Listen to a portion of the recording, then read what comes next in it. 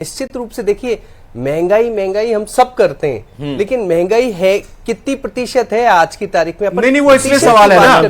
दिया कुमारी पहुंच गई हैं और आज क्या है 5 जी हाँ, ये बजट की कॉपी दिखाते हुए यही है बजट का पिटारा। इसमें से पिटारे में से क्या निकलता है? आज प्रदेश की जनता के लिए वित्त मंत्री दिया कुमारी एंटर कर चुकी हैं, दाखिल हो चुकी हैं विधानसभा परिसर में और विधानसभा में अंदर दाखिल होती हुई। और ये देखिए तस्वीरें इस वक्त, ये वो बजट की कॉपी जिसको वित्त मंत्री और प्रदेश की उप मुख्यमंत्री दिया कुमारी आज पढ़ेंगी अपने बजटीय भाषण के दौरान। क्या कुछ आज के बजट में होने वाला है खास? बहुत ज्यादा वक्त नहीं बचा है। तो रविंद्र, इस पिटारे में से क्या निकलेगा, यही सबसे बड़ा सवाल और सबके मन में ये उम्मीदें या फिर कहें कि आशाएं होंगी कि क्या होगा आखिरकार इस पिटारे में। युवाओं के लिए क्या होगा, किसानों के लिए क्या होगा, गृहिणियों के लिए क्या होगा, क्या इलेक्ट्रिक कारें सस्ती होंगी और क्या कई फसलों पर से बोनस जो है वो किसानों को ज्यादा तौर पर मिल पाएगा, इसकी कोई घोषणा होगी। तो ये सबसे पहले सबसे तेज न्यूज़ 18 राजस्थान पर हर गतिविधि पर हमारी पैनी नजर है और लगातार अपडेट भी हम आप तक पहुंचा रहे हैं। बहरहाल आपको बता दें कि सूबे की वित्त मंत्री दिया कुमारी विधानसभा पहुंच चुकी हैं। जी हां, तो 4 वो श्रेणियां जिन पर खास फोकस रहेगा, चाहे वो किसान की बात हो, मजदूर की बात हो, महिलाओं की बात हो या युवा की बात हो। अटल खंडेलवाल जी को आपने शॉर्ट में सुना। एक छोटा सा कमेंट जल्दी से हम ले लेते हैं मीनाक्षी जैदी जी से भी। मीनाक्षी जी, अटल जी का यह कहना कि भाई महंगाई कितनी है वो समझनी चाहिए हमको, पेट्रोल का डीजल का दाम कम करें, इससे बेहतर यह है, उम्मीद यह है कि बेरोजगारी को दूर किया जाए। भाई हम तो उनका वादा याद दिला रहे थे कि भाई आप ही ने कहा था वैट की दर कम करेंगे, पेट्रोल सबसे सस्ता मिलेगा पूरे देश में। जी मीनाक्षी जी। नहीं देख तो वो किया भी है।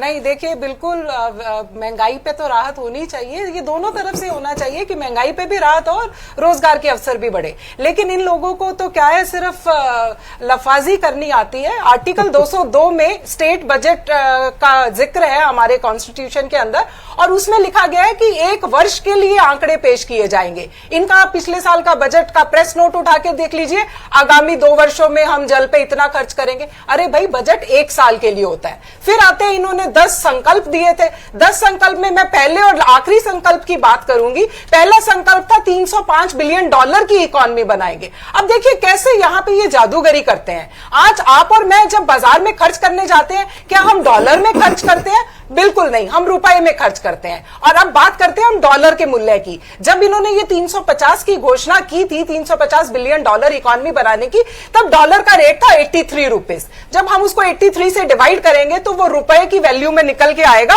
42 लाख करोड़ के आसपास। आज डॉलर की वैल्यू हो चुकी है 87। तो जब हम उसको 87 से डिवाइड करेंगे तो वो आ जाएगा 40 लाख करोड़। तो ये तो वैसे ही कम हो गया और महंगाई बढ़ती जा रही है। तो आप जब तक ये 350 बिलियन की बनेगी, तब तक तो डॉलर और बढ़ जाएगा और ये और कम हो जाएगा ये वैल्यू।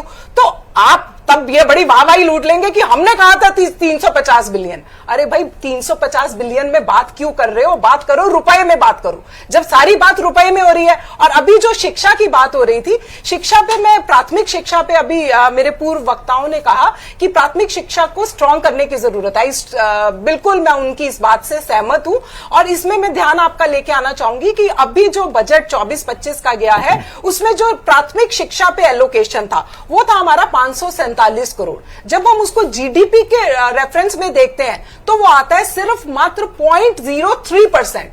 अब आप बताइए कि जो प्राथमिक शिक्षा है, जो किसी भी देश की या राज्य के नागरिकों की मजबूती का आधार है, अगर हमारा वो बेस ही कमजोर रह गया तो उस पर हम इमारत कैसे अच्छी बना पाएंगे?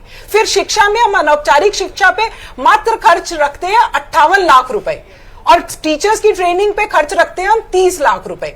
और फिर हम बात करते हैं कि एम्स की तर्ज पे यहां पे रिम्स बनाएंगे, आईआईटी की तर्ज पे यहां पे आरआईटी बनाएंगे और उनमें से अभी तक किसी की डीपीआर भी नहीं बन पाती है। तो फिर ये 70% कौन सी योजनाएं पूरी हो गई? ये तो अटल जी बेहतर बता पाएंगे या दिया कुमारी जी बेहतर बता पाएंगे। लेकिन मीनाक्षी जी, आपने शिक्षा की बात की है। विशेष शिक्षकों के पद आपके समय से खाली पड़े हुए हैं। सीएचए जो आपने लगाए थे, अस्थायी रोजगार दिया था, वो बेरोजगार हो गए हैं। तो वो तो इन्होंने हटाया ना। इनसे ये पूछिए कि प्राइमरी शिक्षा पे इन्होंने, इनकी सरकारों ने क्या खर्च किया? वो क्या 25% था क्या टोटल रेवेन्यू का या जीडीपी का? देखिए बिल्कुल क्या है वो भी बता दी। कंपैरिजन होता है, अगर मैं कोई एक बात करूंगा तो जी। फिर मेरी बात करूंगा, उसके अलावा तो कोई कंपैरिजन कर नहीं पाएंगे। देखिए जो ये शिक्षा में क्रमोन्नत innovation विकास किए होता गए है थे। कि नहीं, किस नहीं, ऐसा तरीके नहीं से है। क्रम से हाँ, तो विकास किया जा क्रमोन्नत रहा है। विकास की ही तो बातचीत चल रही थी। देखिए 3,34,996 करोड़। अब ये सदन के भीतर की एक्सक्लूसिव तस्वीरें जहां पर वित्त मंत्री आगे बढ़ते हुए मुस्कुराहट के साथ और इस उम्मीद और भरोसे के साथ कि जब ये पिटारा खुलेगा तो राजस्थान की जनता के हर वर्ग के लिए कुछ ना कुछ जरूर निकलेगा। बहुत अच्छा बजट आने वाला है।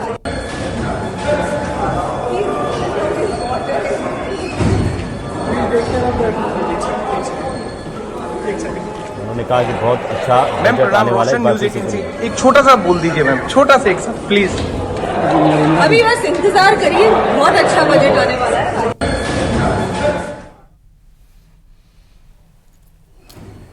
तो एक्सक्लूसिव तस्वीरें, सदन के भीतर की तस्वीरें और कुछ ही देर में इंतजार है, क्योंकि राजस्थानी को इंतजार है आज के इस बजट को लेकर के। जब पिछला बजट था उसकी सरकार ने ये दावा किया है कि 75% जो घोषणाएं उनको अमली जामा पहना दिया गया।